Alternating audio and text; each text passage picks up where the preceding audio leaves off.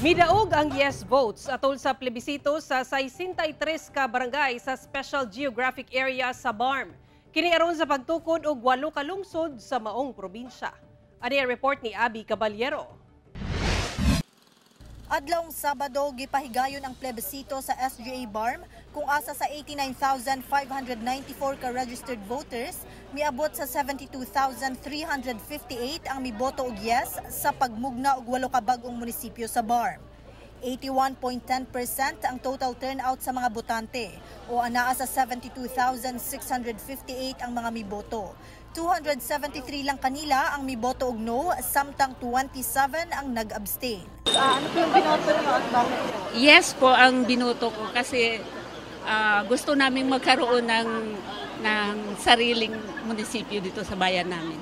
Niadtong Lunes, formal nang gi-turn over sa COMELEC ngadto kang BARM Chief Minister Ahud Ibrahim ang resulta sa plebisito sa 63 barangays sa Special Geographic Area o SGA BARM. Gitambungan sab kini ni COMELEC Chairman George Garcia.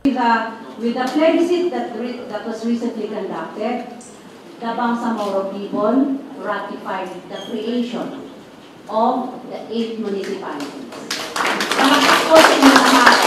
I am deeply honored and humbled by the extraordinary display of trust and confidence by the constituents of the SGA in the leadership of the BARM. Ang 63 barangays nga kaniadto sakop sa North Cotabato, sakop na karon sa BARM, ilawom sa mga bag-ong munisipyo nga mao ang Ligawasan, Tugunan, Malidigaw, Kapalawan, Old Kaabakan, Nabalawag, Kadayangan ug Pahamudin.